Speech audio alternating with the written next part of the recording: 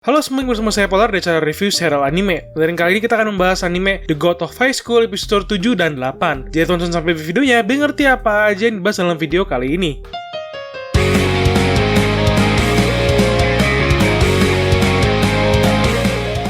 Ketika melihat dua episode ini, saya cukup terkejut dengan perubahan dari efek-efek yang dihadirkan di sini ya, dengan melihat skill yang dikeluarkan membuat suasana cerita dan pertarungan yang menjadi sangat luar biasa seru sekali untuk menambah suasana menontonnya. Yang tadinya gue kira ketika sudah memasuki ranah skill kekuatan pinjaman atau caryok, akan terjadi penurunan grafis dan gerakan pada efek-efeknya gitu ya. Tapi ternyata tidak begitu teman-teman. Malahan terlihat banyak sekali efek-efek keren yang memang membuat suasana pertarungannya menjadi hype kembali gitu. Dan dalam dua episode ini kita dapat melihat penggunaan kekuatan pinjaman atau caryok sudah mulai sering digunakan. Apalagi di sini terlihat kekuatan pinjaman yang ada memang masih simple, namun menarik sekali untuk dilihat. Terlebih lagi di episode 7 dan 8, kelanjutan ceritanya yang ada masih berfokus pada organisasi Nox yang di episode lalu, di episode 6 itu sudah membunuh salah satu juri. Dan di sini mereka sudah mulai mengincar juri yang lain juga nih. Terlebih dari pertarungan yang juga masih berlanjut di arena GOH, dimana di sini sudah mulai terlihat siapa yang akan menjadi lawan utama di dalam cerita season 1 seri anime ini. Lalu gimana menurut kalian dengan dua episode ini? Apakah kalian bisa menentukan siapakah musuh utama yang ada di seri anime ini? Atau bisa dibilang musuh utama ketika sedang bertarung di arena GOH? Tulis kolom komentar ya.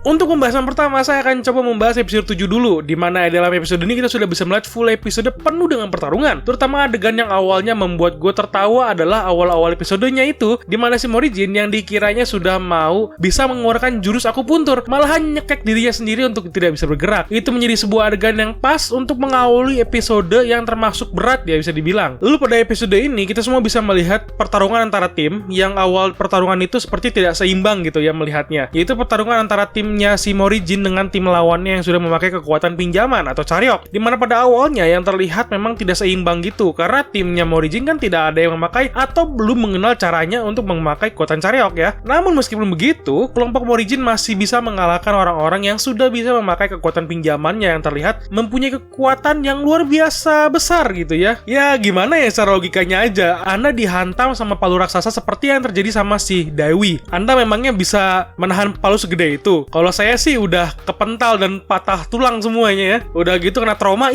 Makanya saya pada awal-awal nontonnya juga kayak nggak adil banget nggak sih untuk kelompok si Morihjin ini melawan musuhnya yang punya kekuatan pinjaman yang cukup menguntungkan. Tapi untungnya aja sih bisa menang ya. Dan ada satu adegan yang membuat gue cukup senang melihatnya, yaitu ketika melihat pertarungan antara tim itu, mereka masih menceritakan mengenai masa lalu dari karakter sampingan yang ada. Walau cuma sedikit atau mungkin dianggap oleh teman-teman penonton yang lain ada bilang mungkin cuman buat nambah durasi aja. Tapi menurutku tidak begitu sebenarnya. Jika kalian lihat baik-baik ketika mereka menceritakan karakternya, ada banyak kemungkinan bahwa karakter ini akan muncul lebih sering di jalur ceritanya. Karena setiap karakter sampingan di cerita di sini mempunyai latar belakang mereka masing-masing. Walau tidak diceritakan semua dan terkadang hanya sekilas aja. Tapi itulah hal yang membuat kita para penonton bisa melihat lebih jelas lagi mengenai jalur ceritanya jika melihat latar belakang karakter yang ini dan karakter yang itu. Jadi kita bisa mengerti lebih dalam gitu jadi maksudnya. Lalu pada episode 7 di sini kita sudah bisa melihat juga mengenai penyerangan anggota Nox terhadap para juri. Dan di sini juga kita sudah bisa melihat kekuatan pinjaman dari orang-orang yang luar biasa di sini. Terutama gue suka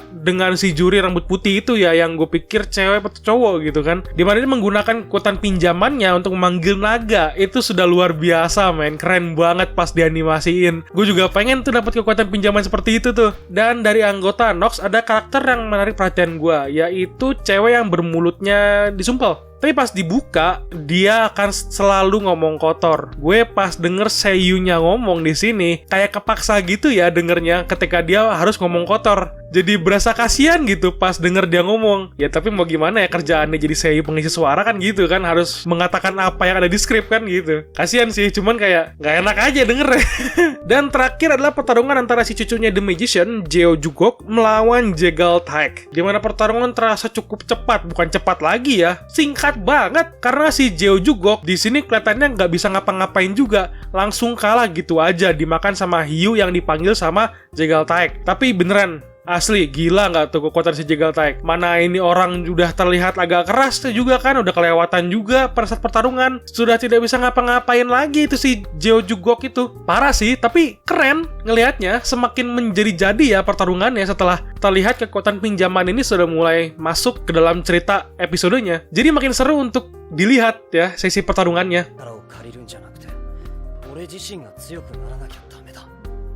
Nah, kita lanjut untuk membahas episode ke-8 yang dibilang sama penonton di kolom komentar akan banyak yang mau dibahas. Dan memang sebenarnya banyak yang mau dibahas, tapi akan saya coba persingkat aja dan pilih yang memang mana yang penting untuk menahan durasi video. Dan untuk pembahasan pertama, yang di sini adalah percakapan antara si Magician dengan si cowok tanda X, si Jidat, si ketua penyelenggara GOH, di mana mereka ada membicarakan mengenai Taek Jegal atau Jegal Taek, di mana kenapa dia tidak diskualifikasi akibat bertindak terlalu kasar atau terlepas kendali. Dan si ketua penyelenggara ini ada bilang kalau Taek Jegal itu tidak didiskualifikasi, itu dikarenakan dia bisa jadi adalah seorang kunci. Nah, ini yang mau gue bahas nih, yaitu adalah kata-kata si Mujin Park ini, si tanda X ini kan. Kunci yang dimaksud dalam cerita di sini adalah kunci untuk membuka batasan kekuatan yang ditanamkan pada manusia. Karena kekuatan pinjaman juga kan ada batasnya tuh ketika dipakai. Tapi ketika batasan ini dihilangkan, manusia bisa memiliki kekuatan yang melebihi dewa sekalipun. Dalam ceritanya gitu ya, di mana manusia itu diciptakan awalnya itu memiliki kekuatan yang sangat luar biasa, tapi dewa itu takut manusia itu memberontak. Jadi mereka menanamkan batasan untuk para manusia agar tidak terlalu kuat melebihi para dewa gitu yang gue tangkap dari ceritanya. Tapi jika ada yang salah, mohon dibantu revisi di dalam komentar ya. Jangan langsung jeplak, baca aja komiknya daripada nonton video ini. Gue udah cukup bosen dengar komentar seperti itu ya. By the way, ini bukan kunci kayak kunci pintu biasa ya, ini lain ya, ini maksudnya orang tetap gitu. Jadi jangan dianggap kuncinya sama seperti kunci pintu ya, lain. Ini masuknya kekuatan. Nah, di sini si Mujin Park ini ketua penyelenggara ini ada mencari kunci yang diincar juga oleh organisasi Nox agar para pemegang kunci ini tidak jatuh pada orang yang salah. Ya, pada akhirnya jatuh ke tangan siapapun pastinya akan salah juga kan? Nggak beres juga pada akhirnya ketika para kunci ini masuk ke dalam tangan yang salah, atau bisa dibilang ke organisasi yang salah lah kasarnya, atau pihak yang salah gitu.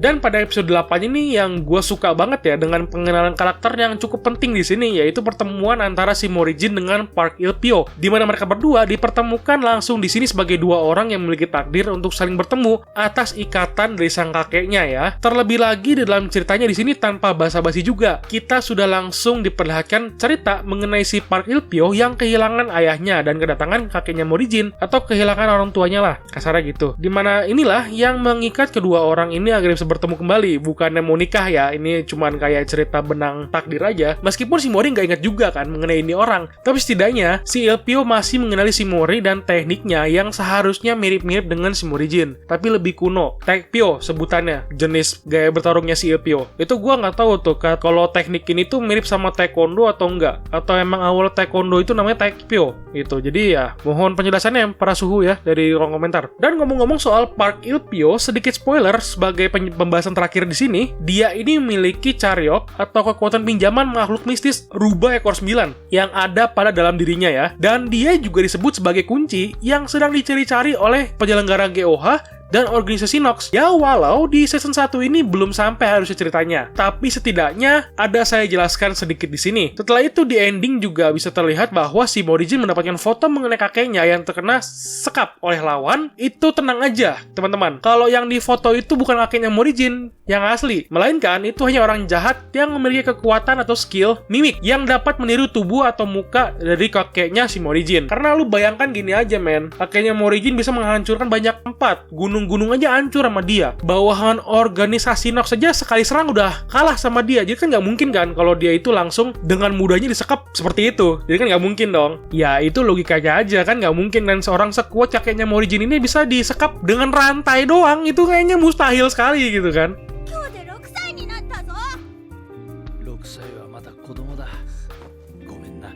Nah, itu aja pendapat gue mengenai The God of High School episode 7 dan 8. Meskipun ada yang sedikit pembahasannya, ada yang dipersingkat, semoga pada suka dengan pendapat gue yang ada di sini. Dan juga bagaimana pendapat kalian mengenai seri anime ini. Tulis kolom komentar ya. Dan jangan lupa bantu share video ini ke semua sosial media kalian. Dan jangan lupa juga subscribe untuk membantu menyemangati gue untuk terus bikin video. Thank you and bye-bye.